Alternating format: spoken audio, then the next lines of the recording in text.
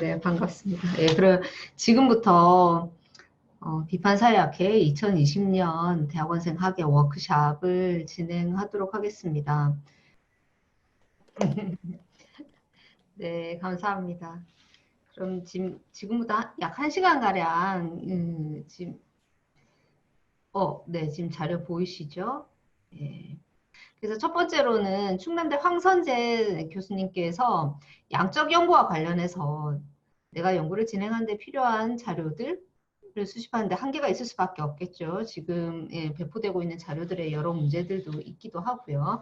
이런 문제들을 개인적 차원에서는 어떤 식으로 돌파를 해 오셨는지, 그리고 사실은 학회랄지 좀 더 제도적 차원에서는 어떤 노력이 필요할지에 대한 의견을 먼저 발표를 해 주시겠습니다. 황상재 선생님 부탁드릴게요.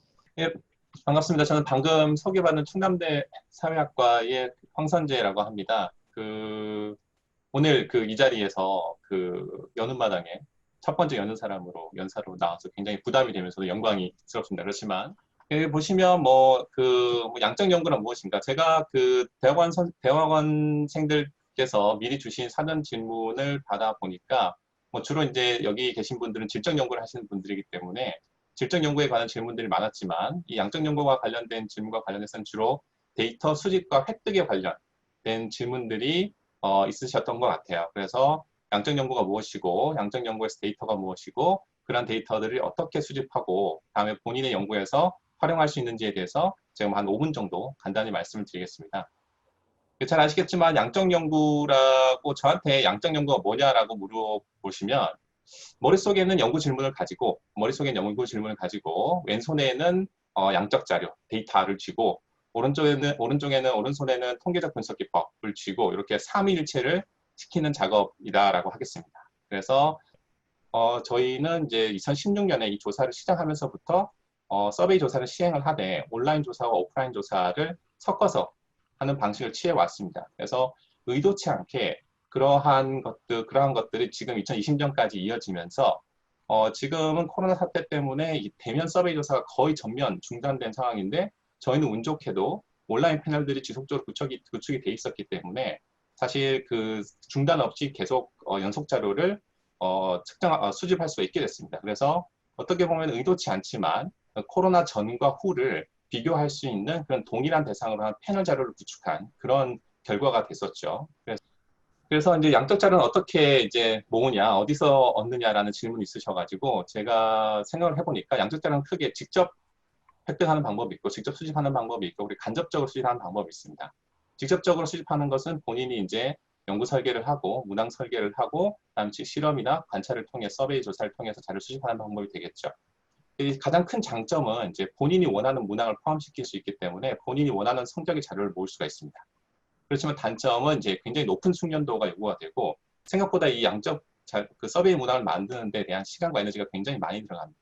자, 그렇다면 이제 간접적으로 자료를 수집한다는 것을 염두에 두고 어떻게 그러한 자료를 획득할 수 있을 것인가를 본다면 첫 번째는 지도 교수님과 상의하는 게 가장 좋습니다. 그래서 본인이 당연히 지도 교수님보다는 요즘 학생들이 구글 서치 능력도 훨씬 더 뛰어나고 이렇게 찾는 능력도 훨씬 뛰어나시지만 어쨌든지 간에 해당 필드에서 가장 전문성을 가지신 분이 지도 교수님이기 때문에 지도 교수님과 상의하는 것이 어떤 일을 벌이기 전에 미리미리 상의하시는 게 가장 좋고요. 두 번째는 이제 우리 전공별 그리고 주제별로 유관기관이 있죠. 예를 들어서 노동연구 같은 경우에는 이제 한국노동연구원이 있고, 그다음에 이제 보건복지 쪽으로 연구하시는 분들은 이제 한국보건사회연구원이 있습니다. 그래서 우리나라 같은 경우에는 좀 특이한데 학술기관보다는 이러한 국가기관과 그다음에 정보 출연 연구기관에서 아주 좋은 양질의 자료들을 많이 모으고 있습니다. 그럼에도 불구하고 내가 찾고 싶은 데이터를 못 찾았다라고 한다면 이 3번 사회과학 데이터 아카이브를 활용하시면 됩니다. 이 데이터 아카이브이기 때문에 여러분 제가 방금 전에 말씀드린 자료를 포함해서 한국 사회과학 분야에서 수집된 거의 모든 자료들을 모아놓고 있는 데이터 저장소라고 생각하시면 되는데 한국 같은 경우에는 이제 서울대 아시아연구원에서 운영하고 있는 한국 사회과학 자료원, 보통 포스다라고 많이 알려져 있죠. 그래서 여기서 한국의 대표적인 사회과학 데이터 아카이브 역할을 합니다. 마지막으로 이제 괄호 쳐놓고 현명한 양적 연구를 위한 제언이라고 한 3개 정도를 짧게 적어봤는데 첫 번째는 연구 질문 및 가설을 좀 명확히 하셔야 돼요. 아까 말씀드렸던 것처럼.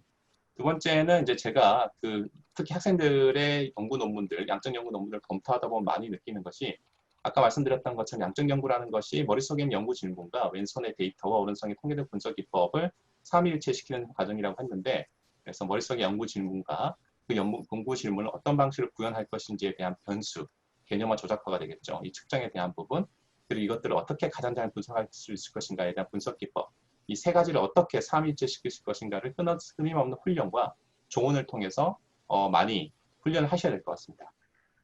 그리고 이제 마지막 부분이 이제 특히 대학원생들이 가장 많이 느끼는 좌절인 것 같은데, 내가 정말 획기적인 것이라고 생각해서 정말 자다가 벌떡 일어날 정도로도 이건 재밌는 연구다, 꼭 해야 돼, 아마 이렇게 해서 막 흥분돼서 막 검색을 해보고 하면 그 말로는 늘 역시 하늘 안에 새로운 건 없구나.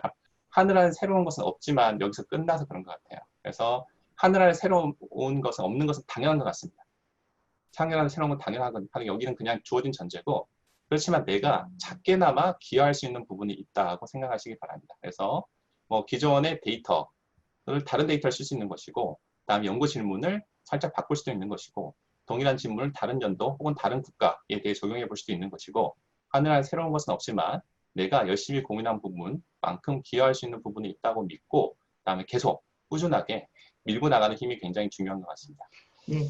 그 다음으로 저희가 요청을 드렸던 거는 창원대에 계신 김정은 교수님이신데, 워낙에 이제 다양한 종류의 질적 연구를 많이 하고 계셨었고, 꼭 교수자로서 어떤 딱 노하우를 전수하는 것 그 자체뿐만 아니라 실제 연구를 진행하시면서 가지셨던 어려움, 그리고 이거를 각계전투, 특히 질적 연구에서 일종의 크래프트잖아요. 네. 어떻게 대응을 하셨는지에 대해서 편안한 말씀을 주시기로 하셨습니다. 네, 이정은 교수님이십니다. 네, 안녕하세요. 소개받은 창원대학교 사회학과에 있는 이정은입니다. 네, 제가 질적 연구 방법에 일단 대학원생 여러분들 굉장히 공부하기도 힘들고, 그리고 질적 연구 방법으로 조사를 하는 건 굉장히 사실 많은 시간과 노력이 드는데, 그렇게 연구를 하신다는 것에 대해서 저는 응원의 목소리를 보냅니다. 이런 연구 방법은 우리가 있는 건 이미 알고 있고, 저는 양적 연구 방법에 대해서 황선재 선생님이 말씀해 주셨는데, 질적 조사 방법은 탐색적, 발견적, 글쎄요.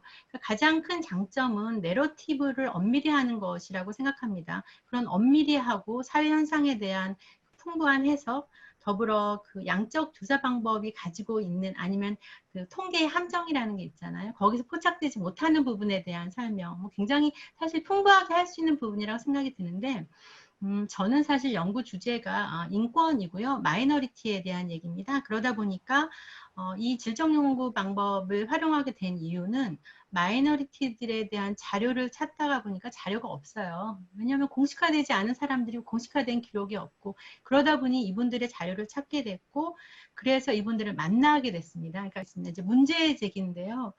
그런 질문을 하셨어요. 좋은 질문을 어떻게 하냐. 인터뷰를 하다 보니 주요 질문에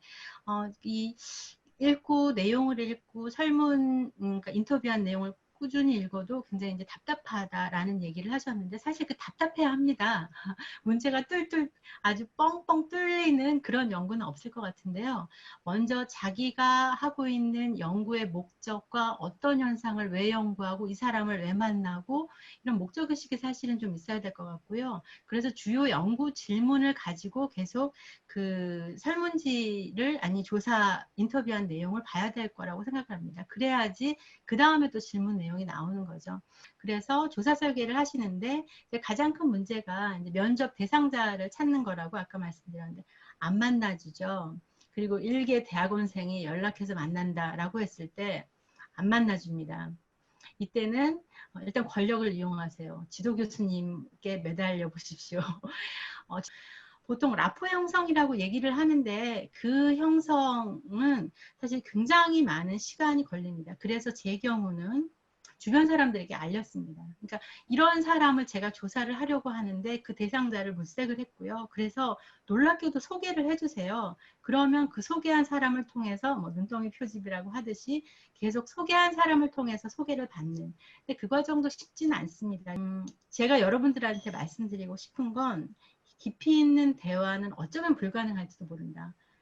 그래서 처음부터 인터뷰를 한 그 1차, 2차, 3차로 지나면서 그 말들이 바뀌어지고 그게 거짓일 수 있어요. 그럼 이게 거짓이다가 아니라 왜 그런 거짓 이렇게 말이 바뀔까라는 그 내러티브를 찾아가는 그런 사실 고독한 과정이 아닌가라는 생각이 듭니다. 맞습니다. 여러분들한테 학회라는 곳이 있고 그리고 소규모 지원 사업이 의외로 있다는 거, 지자체도 들어가 보시고요. 학교도 있고요. 그런 걸 잘 찾아보는 게 사실은 힘들기도 하지만 그것이 사실 여러분들이 질적 연구를 하는 적극성의 발현이기도 합니다.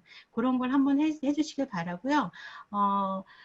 간단한 거지만 그 무슨 기기 저도 조사를 하면서 기기는 따로 사지 않았어요. 그냥 핸드폰으로 여러분 다 해도 되고요. 그거에 대한 이제 부담은 좀 줄이셔도 될 것 같고 워낙 기기가 좋아서 이론적인 관점을 이걸 공부하시고요. 이 질적 연구자 좌충우돌기는 여기 계신 분들도 쓴 분이 계신 것 같은데 정말 좌충우돌기입니다. 얼마나 이 일을 하는데 실패담으로 파고드는 건데 제가 이걸 읽으면서 정말 똑같은 실패를 하는구나. 그런데 여러분들은 조금이나마 적은 실패로 짧은 시간에 어렵게 공부하는데 성과를 내는데 조금이나마 도움이 됐으면 좋겠습니다. 개인적으로도 궁금한 거를 물어보시면 언제든 답하겠습니다. 간단하게 마치겠습니다. 감사합니다.